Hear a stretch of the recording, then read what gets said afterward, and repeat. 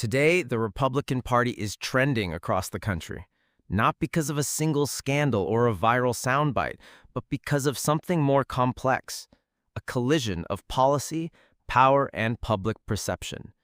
Let's break down what's behind the noise. At the center of it all is President Trump's flagship legislation, the One Big Beautiful Bill, a sprawling package of tax cuts, spending increases, and social program reforms. It's being fast-tracked through the Senate with a deadline looming before July 4th. But the bill isn't just making waves on the left. Conservative Republicans, names like Chip Roy, Ralph Norman, Andrew Clyde, and Josh Brecheen, are pushing back from within, demanding deeper cuts, especially to Medicaid. They argue the bill isn't lean enough, doesn't go far enough, and risks adding more to the national debt than it claims to save. Outside the Capitol, public opinion isn't particularly warm either. Recent polling shows that over half of voters, 53%, oppose the bill. Only 27% say they support it. That divide has become one of the loudest forces keeping the GOP front and center. Tech titan Elon Musk has become one of the loudest Republican dissenters, publicly opposing the bill, clashing with Trump over proposed cuts to electric vehicle tax credits, and warning that the GOP is losing its long-term economic vision. That feud is now playing out in the open.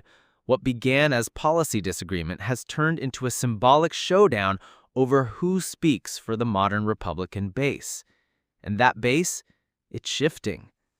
Polls show 67% of Republican voters feel more patriotic under Trump's second term, but outside that core, it's a different picture. A recent Emerson poll shows Trump's approval underwater, 45% approval, 46% disapproval, and Democrats currently lead on the generic 2026 congressional ballot by 3 points. There's also the constitutional front. Republicans are rallying behind Trump's executive order to restrict birthright citizenship. But after a recent Supreme Court ruling limited lower courts' ability to issue nationwide injunctions, challenges to the order are now harder to enforce. That ruling didn't settle the debate, it scattered it. And now states are responding unevenly, leading to a patchwork of legal standards and a growing sense of legal uncertainty.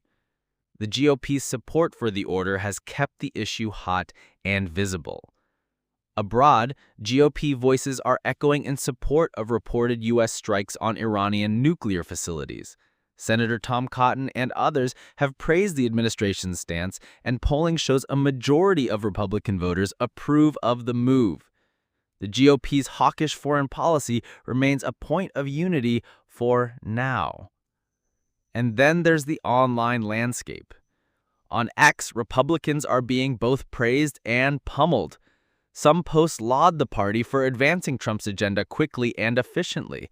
Others accuse it of failing to codify his broader mandate, of governing by loyalty over law, soundbites over solutions.